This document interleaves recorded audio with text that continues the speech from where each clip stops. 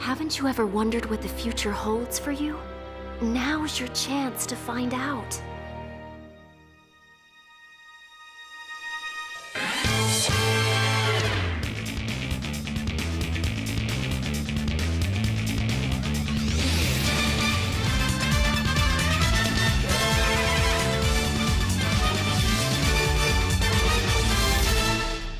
The great thing about Legion Comics is it's been around since 1958, so there's a wealth of material to draw from. There was a story that appeared in Adventure 247 that told the story of how some superheroes from the future came back to invite Kal-El to join their club.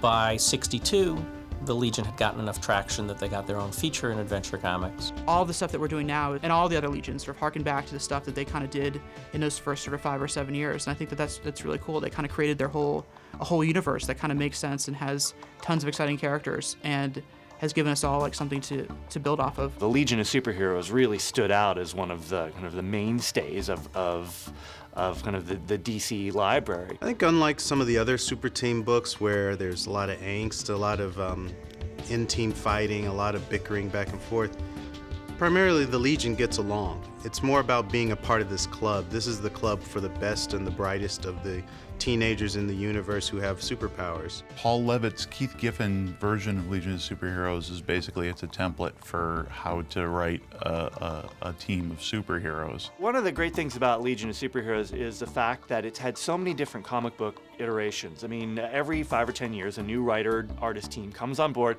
and does their own take on Legion. So in a lot of ways, this was our way of doing that as well. And looking back at all the different takes on the characters and the world, we really were able to kind of cherry pick the aspects that worked best for us. For the first season, the thing we picked from the most was just tonally what those early stories had, which is about young, aspirational characters who are empowered. I have superpowers. You've never used them. I have used them. Not like this, you haven't. The idea of Legion of Superheroes is a strong idea, but you don't really have a hook without a well-known mainstream character like Superman or Batman. So putting Superman in it was kind of a smart way to pull other people in to get to know the rest of these characters. Superman was a logical choice of somebody to kind of give us an entrance into that world because he's someone who comes from our time and everything there is new and fresh to him, and also being a hero is new and fresh to him. He's definitely a fish out of water Superman. We're used to seeing him in Metropolis, and this is a Superman who's in the future and kind of excited and has all these possibilities there. You're getting to see Clark Kent, you're getting to see who he is, and he is grounded in good American values, and he had never heard of superheroing. From the very beginning, we wanted our Superman to be unlike any Superman that we've seen depicted in animation. He still had to be young. He still had to be aware of his powers, but not quite yet aware of his grand destiny. It's a lot of pressure for him to try to be Superman. I mean, if you found out you were Superman, that would be a lot to live up to, I would think. Just please be careful. Remember, Clark, you're not like the rest of us. I know. We wanted to focus on the main character for This Is Clark, and it's his story. So anything else has to revolve around that and has to be the different reactions that the team members are going to have. Some members like him, some don't.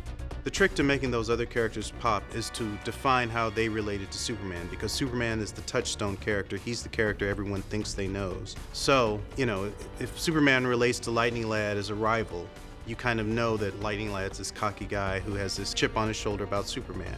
If he relates in a calm, friendly way to Saturn Girl, you know, okay, she's the mature girl in this pack of boys. So it wasn't hard really at all, because we just picked very clearly defined types. So Brainiac's the ultra nerd whose goal is to try and make amends for what his people have done to Superman in the past. Timberwolf's the lone outsider who's got a heart of gold but doesn't show it. I know a lot of people were surprised that Bouncing Boy was in the 14, but we saw in him the great opportunity for a great comic character. It was a lot like casting a sitcom in many ways. You kind of look at all the headshots and you line them up and you say, okay, who works well together? And we kind of, from this great, list of characters, we kind of assembled like the dream team. With so many characters, it would be very easy to sort of make them all kind of one note, sort of just cardboard cutouts, and that doesn't work for the Legion, because that's Legion at its heart is about the characters. Bring it on, Green Queen. We put you away once, we'll do it again. The team that's doing the animated series has been able to bring to it a visual stylization that is fresh. Well, the design process for Legion was pretty extensive. I have an office full of designs that weren't used. It ran the gamut from really abstract looking characters to very realistic. It was a long, hard process. Part of what we tried to do when setting it in the future was make it sort of timeless and sort of classic. And a lot of the sort of the great touches that sort of made this future sort of unique and beautiful and different were all James. I mean, the ideas of how the city looks really came out of James's imagination and really kind of, brought the show to life. When we were coming up with the future look of Metropolis, I thought, don't make this realistic. Don't make it just a bunch of sterile buildings, straight up and down. Make everything on a curve. Make everything kind of swirly looking and very, almost pop artish. It was a more upbeat future than say, Batman Beyond. It's a happier future. The new Metropolis is a universal spaceport, kind of. The setting was the biggest difference because, if you have to draw, the Titans or Batman running down the street and chasing down a criminal, the design's pretty easy. You just design a street. But everything in the Legion world, of course, being set in the future, had to be designed from scratch. We were designing it so fast, I don't think we really had time to think about, if they have flying cars, then this is how the flying cars would work and the streetlights would be floating. So it just sort of fell into whatever place it fell into, and hopefully it works. Well, I think we always hope that there's flying cars in the future. Everybody always hopes for that. But to me, it's more about the characters. Who do we meet when we go to the future? And that's really what I tried to focus on, or who are all these different characters and what are they? Because I think in any era, that's what matters, is who the people are. Writing is about people. We're interested in stories about people. If you're doing the Legion of Superheroes, you have the opportunity to have the stage seem fresh just because you can build an alien planet and conduct the combat on it.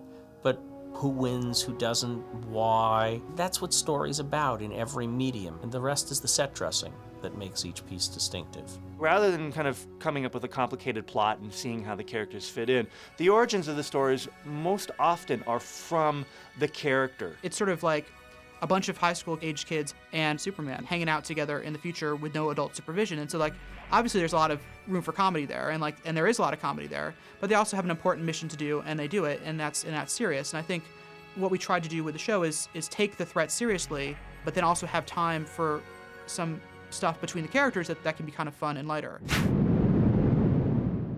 I still don't see how we're leaving the planet without functioning atmospheric thrusters. Improvised.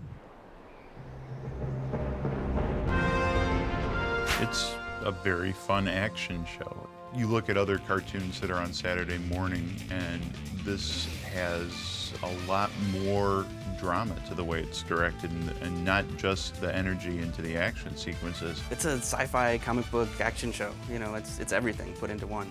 It just has great characters.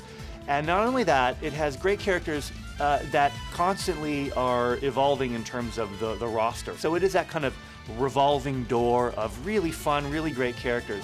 Part of the thing I want to do with this show is to encourage kids to get into fantasy and superheroes, whether it's comic books or cartoons or just the whole idea behind superheroes is, I think, something that's innocent and can still be fresh for them, and that's what I want the show to do.